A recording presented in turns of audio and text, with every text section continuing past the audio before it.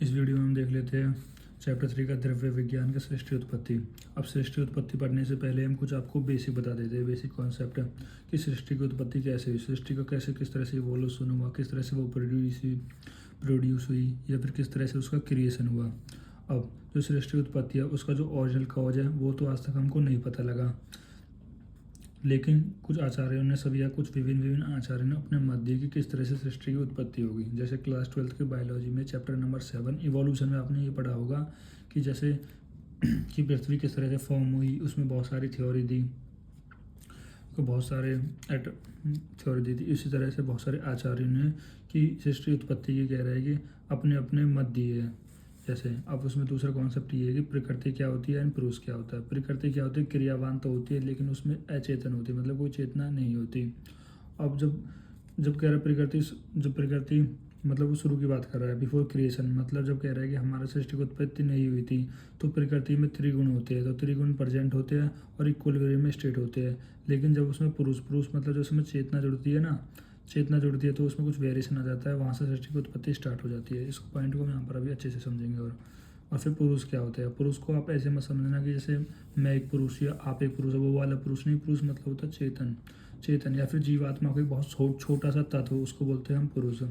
फिर बोलते हैं अव्यक्त। अव्यक्त क्या होता है पता नहीं। अव्यक्त मतलब एक प्रकार का ऐसा कारण है जो इस सारी सृष्टि को उत्पत्ति करता है लेकिन उसका खुद का क्या कारण है उसका नहीं पता, उसको बोलते हैं हम अव्यक्त। अब देखो प्रकृति तो कह रहे हैं कि ये पॉइंट हम आगे आगे भी आएगा, तो इसको भी आप यहीं समझ लीजिए कि जब जब कह रहे हैं सृष्टि की उत्पत्ति नहीं हुई थी, जब या फिर क्रिएशन से पहले आप बोल सकते हैं कि जो प्रकृति में त्रिगुण होते हैं, त्रिगुण प्रेजेंट रहते हैं प्रकृति में, जो कि इक्वल वीरियम यानी साम्यावस्था में रहते हैं, साम्यावस्था में रहते हैं। लेकिन जैसे ही कह रहे हैं कि प्रकृति के साथ पुरुष का संयोग हो जाता है, मतलब पुरुष आगे जुड़ जाता है उसके साथ, तो उसमें जो प्रकृति उसमें कुछ वेरिएशन आ जाता है, जिसकी वजह से त्रिगुण में कह रहे सात्विक राशिक और तामसिक जो त्रिगुण थे उसमें कुछ वेरिएशन आएगा, जहाँ से उसकी वजह से सृष्टि में उत्पत्ति स्टार्ट हो जाएगी। अब हम देखते हैं सृष्टि उत्पत्ति की कुछ थ्योरी रिगार्डिंग द क्रिएशन, मतलब किस तरह से सृष्टि की उत्पत्ति हुई, कुछ थ्योरी बताई गई है। पहली तैत्रीय उपनिषद के अनुसार, दूसरी न्याय वैशेषिक दर्शन के अनुसार, तीसरी संख्या योग दर्शन के अनुसार, चौथी होती है चरक संहिता के अनुसार, पांचवी होती है सुश्रुत संहिता के अनुसार, जिसमें 4 और 5 चरक और सुश्रुत के अनुसार की इंपॉर्टेंट थ्योरी है। फिर हम तैत्रीय उपनिषद के अनुसार देखते हैं कि तैत्रीय उपनिषद के अनुसार कि किस तरह से सृष्टि की उत्पत्ति हुई। उन्होंने बोला कि ब्रह्मा परमात्मा, यानी जो ब्रह्मा होता है, जो अनंत होता है, जिसमें सर्व ज्ञान होता है, यानी ब्रह्मा से ही कह रहा है कि आकाश की उत्पत्ति हुई है, और आकाश से वायु की, वायु से अग्नि की, अग्नि से जल की, और जल से पृथ्वी की, और पृथ्वी से औषधि की, और औषधि से अन्न की पुरुष की। तो इस तरह से कह रहा है कि तैत्रीय उपनिषद के अनुसार हमारी सृष्टि उत्पत्ति की थ्योरी है।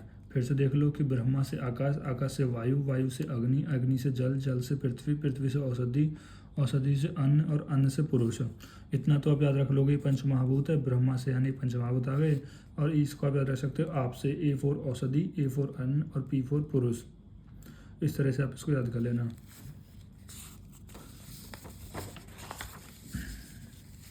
फिर हमारी तीसरी थ्योरी है न्याय वैशेषिक दर्शन के अनुसार। जो न्याय वैशेषिक दर्शन के अनुसार, ये वाली थ्योरी आपने कार्यकारण सिद्धांत चैप्टर नंबर 7 पदार्थ विज्ञान का पढ़ा होगा।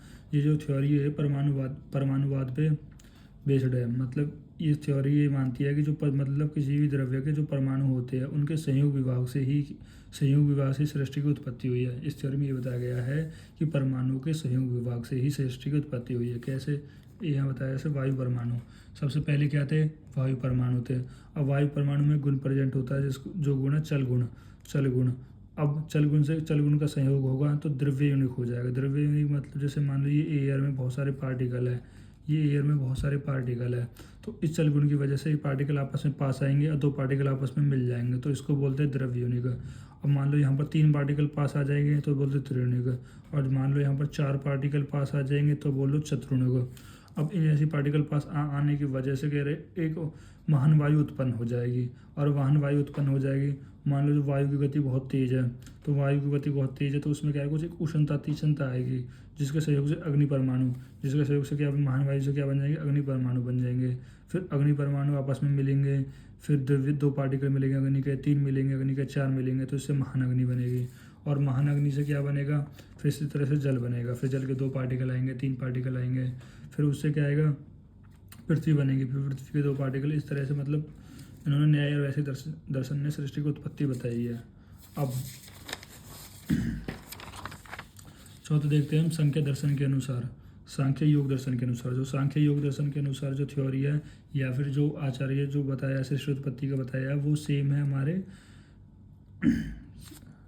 सुश्रुत संहिता की तरह। सांख्य दर्शन की जो थ्योरी है वो सुश्रुत संहिता की तरह होती है। उन्होंने क्या बताया, प्रकृति प्लस पुरुष, प्रकृति प्लस पुरुष मतलब जब प्रकृति में पुरुष जुड़ जाए, मतलब प्रकृति में कोई चेतना आदमी जुड़ती है तो महत बन जाता है, महत, और महत से फिर बन जाता है अहंकार। अहंकार 3 प्रकार का, सात्विक अहंकार, रासिक अहंकार और तामसिक अहंकार। अब सात्विक और रासिक अहंकार में एकादश इंद्रिय बन जाती है। एकादश इंद्रिय मतलब कह रहे एकादश मतलब 11 इंद्रिय बन जाती है, जिनमें आती है हमारे पास 5 ज्ञान इंद्रिय, 5 कर्म इंद्रिय, एक आती है उभय इंद्रिया। ज्ञान इंद्रियों में हम देख लो छोत्र, छोत्र को मतलब कान, कान, फिर इसको हम कह रहे हैं कान हो गया, त्वचा हो गया, आँख हो गया, जीभ हो गया, नाक हो गया, ये तो हमारे ज्ञान इंद्रिया। इंद्रिया क्या होती है, जो चीज़ों को सेंस कर सके, जो कोई कर्म एक्शन कर सके, इनको बोलते हैं हम इंद्रिया। जैसे कान हो गया, कान मतलब जिसको हम आयुर्वेद में छोत्र भी बोलते हैं, तो वो क्या करेगा, सुनने का काम करेगा। त्वचा, त्वचा कह रहे स्पर्श का काम करेगी। आंखें हमारे पास अशुद्ध देखने का काम करेगी। जीभ हमारा रस मतलब किसी चीज़ को टेस्ट करने का, और नाक हमारा ऑल्फैक्टरी मतलब ऐसी किसी चीज़ को सूंघने का काम करेगी।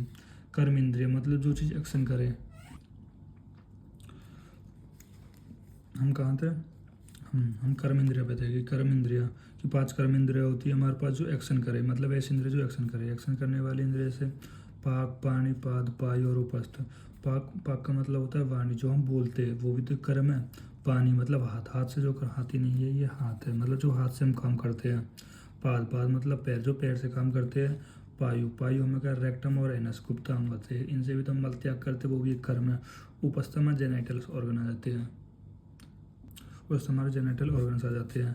तो इसको ये हम बार बार भूल जाते हैं, तो मैंने एक ट्रिक बनाई है, आप ट्रिक को जज मत करना, बस आप इसको याद कर लेना। कैसे कि पाकिस्तान की पानी पाती है पैर ऊपर करके, यानी पाकिस्तान की जो पानी है, पानी कोई लड़का है लड़की जो भी आपको मानना है कि पाकिस्तान की जो पानी है वो पाती है कैसे, पायु मतलब पैर ऊपर करके, पैर ऊपर करके। तो पाकिस्तान की पानी पाती है पैर ऊपर करके। तो एक कर्म इंद्रिय की ट्रिक है, मैं भूल जाता हूँ, मैंने अपने अकॉर्डिंग बना लिया। अगर आपको ऐसे याद हो जाते हैं तो आप ऐसे कर लेना।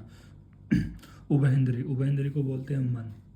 इसको मन कैसे हमारे उभयेंद्रिय में आ गया कि आपने जैसे लाइट का एक डुअल नेचर पढ़ा था ना, इसी तरह मन का भी एक डुअल नेचर होता है। उभयेंद्रिय मतलब उसका डुअल नेचर होता है, वो ज्ञान इंद्रिय की तरफ भी काम कर सकता है और कर्म इंद्रिय की तरफ भी काम कर सकता है।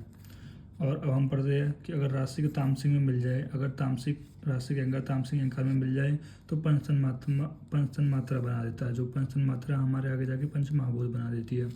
पंचतन मात्रा क्या होती है, शब्द तन मात्रा, स्पर्श तन मात्रा और रूप तन मात्रा और रस तन मात्रा और गंध तन मात्रा। शब्द तन मात्रा हमारे आकाश महाभूत की उत्पत्ति करता है और स्पर्श तन मात्रा हमारे वायु महाभूत की उत्पत्ति करता है। रूप तन मात्रा हमारे अग्नि महाभूत की उत्पत्ति करता है। रस तन मात्रा हमारे जल महाभूत की उत्पत्ति करता है और गंध तन मात्रा हमारे पृथ्वी महाभूत की उत्पत्ति करता है।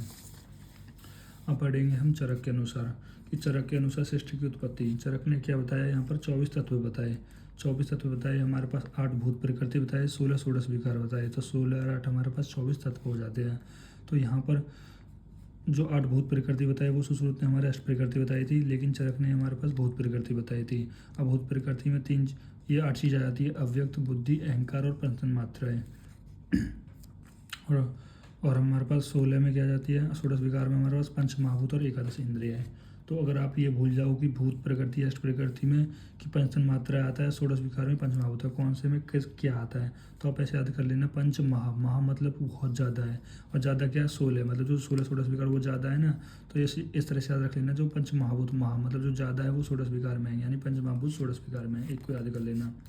फिर हमारे पास चरक ने क्या बताया, चरक ने बताया अव्यक्त। अव्यक्त के अंदर अव्यक्त कह रहा है कि उसका पता नहीं क्या, पर एक ऐसा कारण है जो सृष्टि को उत्पत्ति कर रहा है, जिसमें प्रकृति भी आ जाते हैं प्लस पुरुष आ जाते हैं।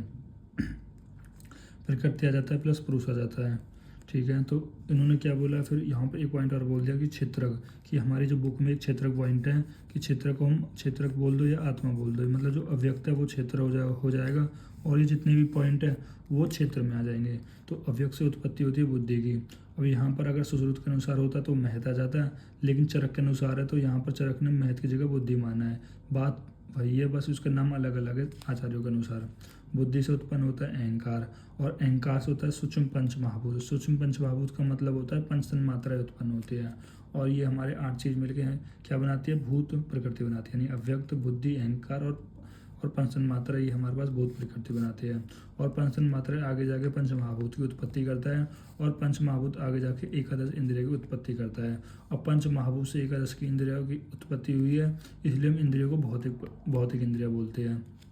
और पंच महाभूत और एकादश इंद्रिय हमारे पास 16 विकार बनाते हैं, जो कि हमने ऊपर देखा था। और एकादश इंद्रिय यानी 11 इंद्रिय कौन कौन सी होती है, 5 ज्ञान इंद्रिय, कर्म इंद्रिय और उभेंद्र, ये हम पिछली वाली वीडियो में देख चुके हैं। और अब देखेंगे हम सुश्रुत के अनुसार किस तरह सृष्टि की उत्पत्ति हुई है। उससे पहले हम अव्यक्त को समझ लेते हैं कि अव्यक्त होता क्या है। अव्यक्त हमने पहले भी बताया था, अव्यक्त वो चीज़ है जो संपूर्ण जगत की उत्पत्ति करता है, उत्पत्ति का कारण होता है, लेकिन खुद का कोई कारण नहीं होता। अव्यक्त मतलब एक ऐसी अधूरी शक्ति है जो उस, जैसे एक ऐसी शक्ति जो उत्पत्ति करती है, वो शक्ति क्या है आज तक कोई नहीं जान पाया है। जो भूतों की उत्पत्ति करता है यानी महाभूतों की जो उत्पत्ति करता है उसको अव्यक्त बोलते हैं। किंतु सव्य अकारण है, मतलब सव्य कारण है। सव्य की क्या मतलब, सव्य की उत्पत्ति का कारण नहीं पता। तीसरा पॉइंट है सत्वरज और तम। सत्वरज और तम लक्षणों से युक्त हो, मतलब जो त्रिगुण होते हैं ना, सात्विक गुण, राशिक गुण, तामसिक गुण। जैसे सात्विक गुण अच्छा गुण होता है, राशिक मतलब जो हमेशा मूवेबल हो, जो हमेशा मूव करता रहता है एक जगह दूसरी जगह। तामसिक गुण क्या होता है हमारे पास, जो लिथार्जन हो, मतलब आलसी हो, वो वाला गुण। मतलब एक में क्या हो, टर्बुलेंट हो, मतलब जो हमेशा भागता रहे, जिसमें वाती वाला प्रॉपर्टी होती है, उस एक तरीके से उसको बोलते हैं राशिक। तामसिक मतलब कफ वाली प्रॉपर्टी, मतलब वो बहुत ज़्यादा मतलब लेजीनेस हो, आलसी हो। और सात्विक होता है आकाश महाभूत की प्रॉपर्टी, मतलब अच्छा मन हो, अच्छे विचार वाला हो, इनसे भी युक्त हो। इनसे भी कह रहा है कि अव्यक्त युक्त है। अष्टविध रूप, मतलब अष्टविध रूप हो, यानी अव्यक्त, महान, अहंकार और पंचन मात्रा से युक्त हो, इससे भी युक्त हो, जो संपूर्ण जगत की उत्पत्ति का कारण हो, लेकिन उसे उसे अव्यक्त कहते हैं। मतलब वो एक ऐसा कारण है जो संपूर्ण जगत की उत्पत्ति का कारण होता है। अब देख लो, अव्यक्त में हमारे पास अव्यक्त के अंदर क्या जाती है, हमारे पास त्रिगुण प्लस अष्ट प्रकृति आ जाती है। और चरक में क्या आ रहा था हमारे पास, पुरुष क्या रहेगी, हमारे पास क्या आ रहा था, पुरुष आ रहा था। अव्यक्त में क्या आ रहा था, प्रकृति प्लस पुरुष आ रहा था अकॉर्डिंग टू चरक, लेकिन अकॉर्डिंग टू सुश्रुत अव्यक्त में क्या है, त्रिगुण और अष्ट प्रकृति आ रही है। अष्ट प्रकृति आ रही है, तो त्रिगुण क्या हो जाएंगे, सात्विक, राशिक, तामसिक, ऐसे लक्षणों वाला, और अष्ट प्रकृति। अब यहाँ से इसको समझ लोगे, यानी अष्ट प्रकृति, त्रिगुण ये आ गए, और अष्ट प्रकृति में क्या कहते हैं, हमने पहले पढ़ा था अव्यक्त, महान और अहंकार। तो अव्यक्त, महान और अहंकार हो गए, और त्रिगुणात्मक हो लक्षण वाले होंगे, तो ये भी त्रिगुणात्मक, ये भी त्रिगुणात्मक।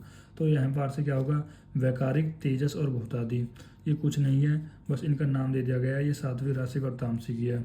अब वैकारिक बोल दो, अब वैकारिक में क्या होगा, तेजस अहंकार की सहायता से, जो वैकारिक है वो तेजस अहंकार की सहायता से 5 ज्ञान इंद्रिया, 5 कर्म इंद्रिया और 1 मन की उत्पत्ति करेगा। और भूत आदि क्या करेगा, तेजस या राजस की अहंकार की सहायता से, मतलब इसमें थोड़ी सी हेल्प कर देगा, जिसकी वजह से दोनों मिलकर पंचान मात्राएं बनाएंगी, जो कि अविशेष होती है। वो आगे जाके और फर्दर से डिवाइड होंगी और पंच महाभूतों में विशेष रूप में बन जाएंगे।